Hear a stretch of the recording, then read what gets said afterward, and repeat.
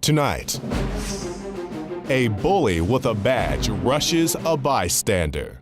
Then, Alex Jones on the significance of Bilderberg and how the White House and MSM control the narrative. Boy, did I almost look stupid. That's next. Hey, listen, I'm here to warn people. You keep telling me to shut up. This isn't a game.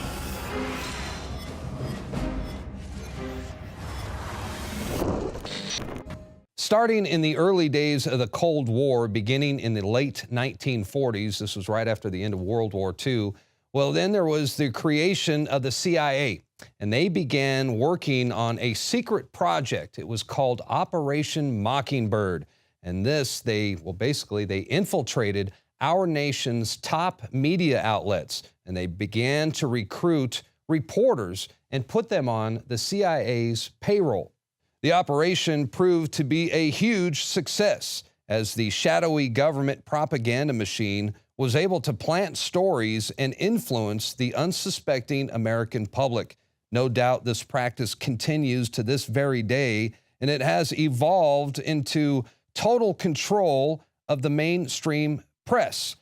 And oh, sure, they give you the illusion of choice, but check this out. Some of you might not know this, but did you know right now there are over 1,500 newspapers in America? That sounds like a lot to choose from, doesn't it? Or you can read from over 1,000 magazines. You also have your choice of 9,000 different radio stations.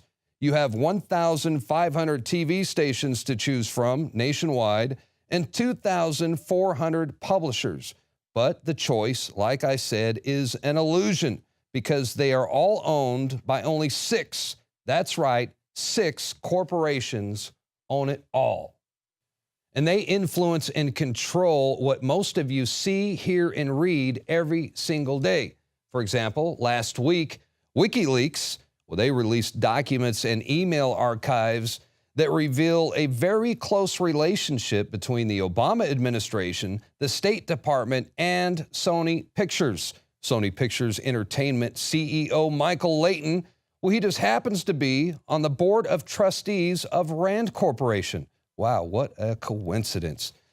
And this, the Rand Corporation, they are an organization specializing in research and development for the U.S. military and the intelligence communities. And you got to love these WikiLeaks documents. They're always very interesting. And I was going through some of these emails. I noticed Rand Corporation, they tried to recruit, or they invited actors George Clooney and Kevin Spacey to some of their events, and they even offered them personal contact information to some of Obama's closest advisors. So wow, very interesting. They love to recruit and utilize celebrities because it's very, very effective. There was even an email from Richard Stengel from the U.S. State Department, and it reveals how the U.S. government enlisted Sony and other entertainment corporations in their propaganda war against ISIS and against Russia.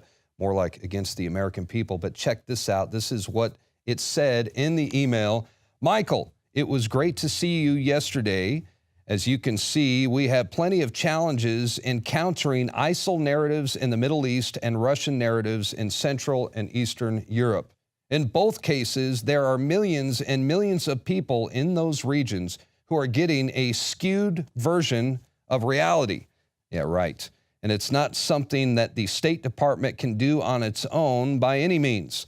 Following up on our conversation, I'd love to convene a group of media executives who can help us think about better ways to respond to both of these large challenges. This is a conversation about ideas, about content and production, about commercial possibilities.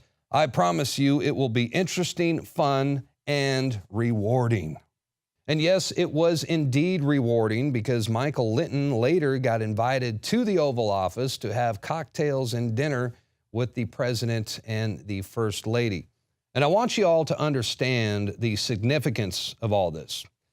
The Obama administration and the U.S. State Department, they are asking Sony Entertainment to influence you.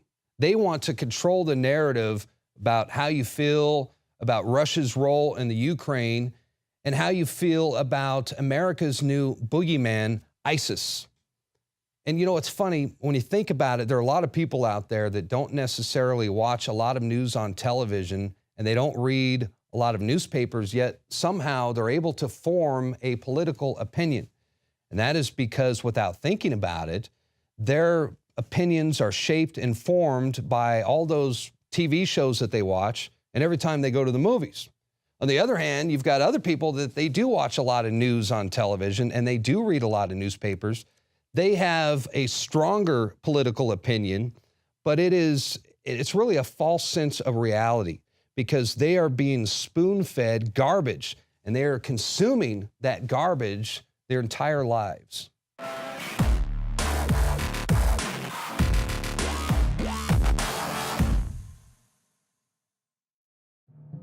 My name is Alex Jones. Most of you know me from my syndicated radio program and my documentary films, as well as InfoWars Nightly News. When I got on air 20 years ago, I had discovered the globalist program, their plan to take over the world, and my focus went from running 6 miles every other day, swimming 2-3 miles a couple times a week, and lifting weights, to focusing on fighting the globalist. I've gone from 279 pounds all the way down to 235 pounds, and the weight's going off even faster. Super Male Vitality, Survival Shield X2 Nascent Iodine, and Oxy Powder. Those 3 products of the entire family of InfoWarsLife.com products are the most important from my own personal experience.